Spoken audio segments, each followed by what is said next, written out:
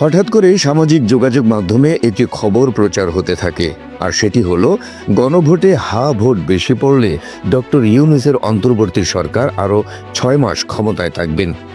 একটি টেলিভিশন মিডিয়ার ফটোকার্ড ব্যবহার করে প্রচার হওয়া এই সংবাদটি দেখার পর সামাজিক যোগাযোগ মাধ্যমে শুরু হয় আলোচনা সমালোচনা। এবার বিষয়টি নিয়ে অবস্থান ব্যাখ্যা করেছে সরকার। সরকারের পক্ষ থেকে বলা হয়েছে এই দাবি সম্পূর্ণ ভিত্তিহীন। বৃহস্পতিবার রাতে প্রধান উপদেষ্টার প্রেস উইং ফ্যাক্টসের ভেরিফাইড ফেসবুক পেজে দেওয়া এক বিবৃতিতে বলা হয়, আগামী 12 ফেব্রুয়ারি অনুষ্ঠিতব্য গণভোটকে কেন্দ্র করে ফেসবুকে বিভ্রান্তিকর তথ্য ছড়ানো হচ্ছে।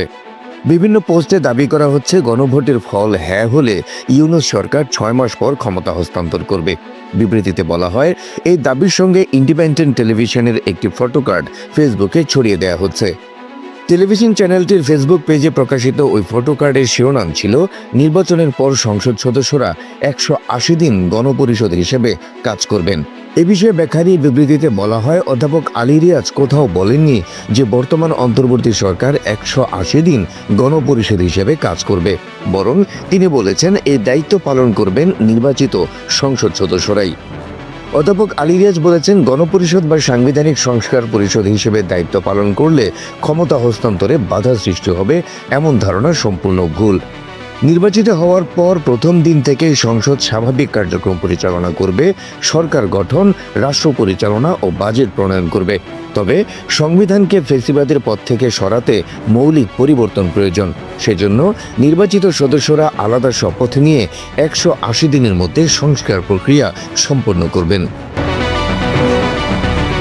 বিবৃতিতে উল্লেখ করা হয়, গণভোটে উত্থাপিত প্রশ্নের বিপক্ষে নয়, বরং পক্ষে হ্যাঁ ভোট বেশি পড়লে পরবর্তী জাতীয় সংসদ নির্বাচনে নির্বাচিত প্রতিনিধিদের নিয়ে একটি সাংবিধানিক সংস্কার পরিষদ গঠিত হবে।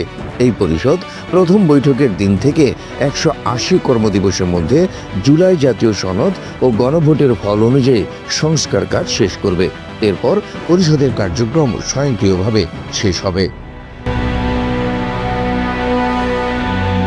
সরকারের ভাষ্য অনুযায়ী এই সময়ের মধ্যে সংসদ সদস্যরা একদিকে সরকার গঠন ও রাষ্ট্র পরিচালনার দায়িত্ব পালন করবেন, অন্যদিকে সাংবিধানিক সংস্কারের ক্ষমতাও প্রয়োগ করবেন।